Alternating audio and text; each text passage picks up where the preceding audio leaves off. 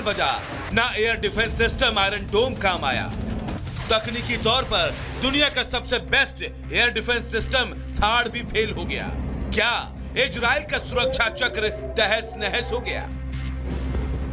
ये सवाल इसलिए उठ रहे हैं क्योंकि हिजबुल्लाह ने इजराइल पर अब तक का सबसे बड़ा नहीं बल्कि सबसे खतरनाक अटैक किया। इतना भीषण हमला जिसमें प्रधानमंत्री बेंजामिन नेतन्याहू की जान तक जा सकती थी। इजराइल से 70 किलोमीटर दूर लेबनान से एक दो नहीं बल्कि 3 ड्रोन छोड़े गए।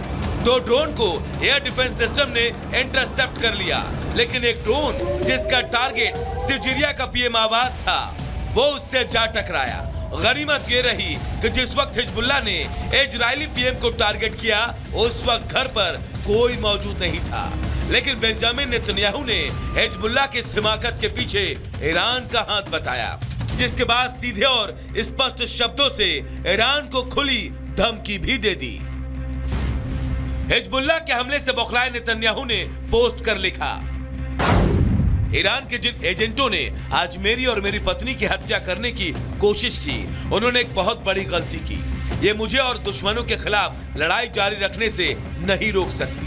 मैं ईरान और उनके प्रॉक्सी सहयोगियों से कहता हूँ, जो कोई इजराइल के नागरिकों को नुकसान पहुंचाएगा उसे इसकी भारी कीमत चुकानी पड़ेगी। हम आपके आतंकवादियों का सफाया करना जारी रखेंगे। हम गाजा से अपने बंधकों को वापस लाएंगे। हम उत्तर में अपने निवासियों को वापस लाएंगे। हम एक साथ लड़ेंगे और ऊपर वाले की मदद से हम एक साथ जीतेंगे।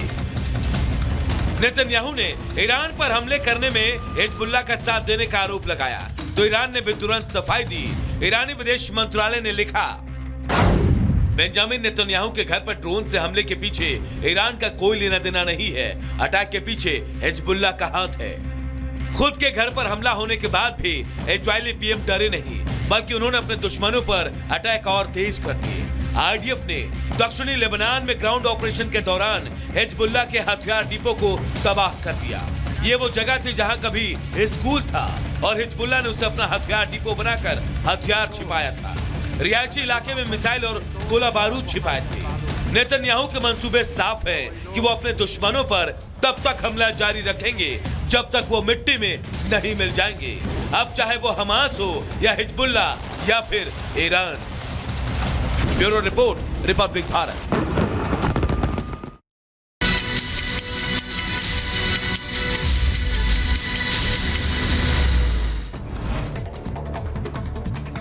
जम्मू कश्मीर के उरी में सुरक्षा बलों ने एक आतंकी को मार गिराया। घुसपैठ की कोशिश कर रहा था आतंकी।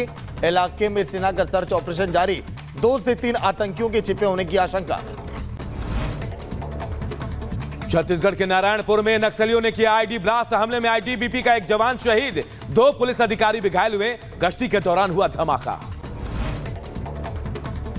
दिल्ली में पीतमपुरा में 4 मंजिला मकान में लगी भीषण आग। आसपास के लोगों में मची अफरा तफरी। लाखों का सामान जलकर खाक।